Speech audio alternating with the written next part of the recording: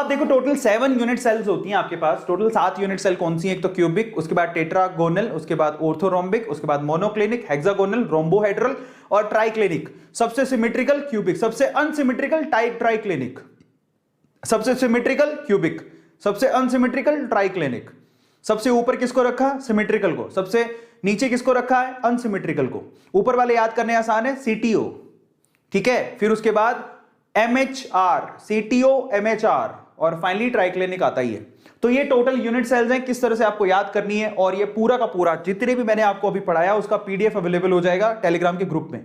और अब आपको ये याद करने पड़ेंगे। Now this is really very interesting table जो आपको याद करनी चाहिए, आपके सामने है, देख लो, ठीक है। इसमें सबसे सिमेट्रिकल कौन है? क्यूबिक। सबसे अनसिमेट्रिकल कौन है? ट्राइक्लिनिक। पकड़ गए?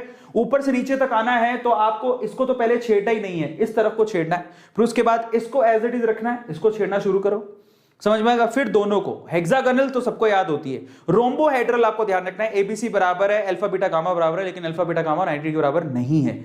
और फिर आता है ट्राइक्लिनिक, ये तो बिल्कुल भी बराबर नहीं है। अगर कोई मुझसे पूछे कि मैं इतना पढ़ाने के बाद मेरे को याद हो गया क्या, तो मेरे को याद हो गया, मेरे को याद हो गया। किस किस को याद हो गया? Just write down in chat section की, उसको कोई पूछा जाए तो वो तुरंत बता देगा। सबसे पहले सीटीयू है, उसके बाद है मोनोक्लिनिक, उसके बाद है हेक्सागोनल, फिर रोम्बोहेड्रल, फिर ट्राइक्लिनिक। बताओ किस किस को याद हो गया? जल्दी से बताओ किस किस को याद हो गया? किसको लगता है कि मेरे को तो याद हो गया?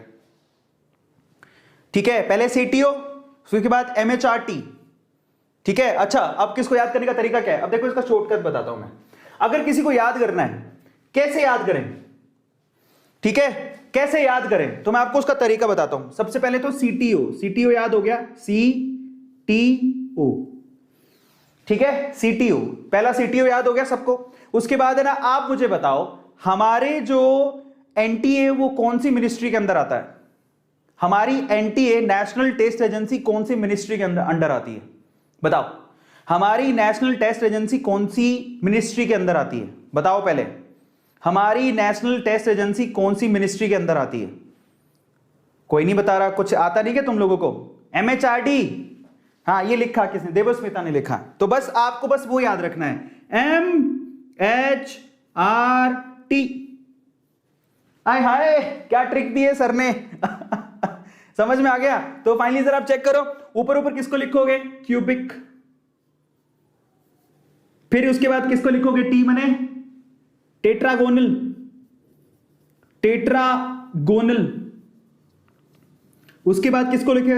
Orthorhombic, orthorhombic.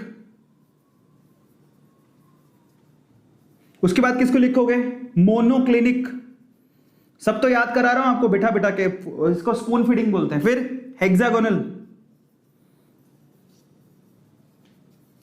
फिर आर का मतलब क्या होता है? रोम्बोहेड्रल। उसके बाद क्या है? ट्राइक्लिनिक। अब फिर भी अगर तुम लोग लाइक नहीं करते तो तुम एक नंबर के उल्लू के पट्टे हो। ये याद हो गया? ये इसका शॉर्ट वर्ड क्या है? CTO, CTO. और इसका शॉर्ट वर्ड क्या है? MHRD, MHRD. एमएचआरटी याद है? एमएचआरटी किस किस को याद हो गया? सीटीओ, एमएचआरटी किस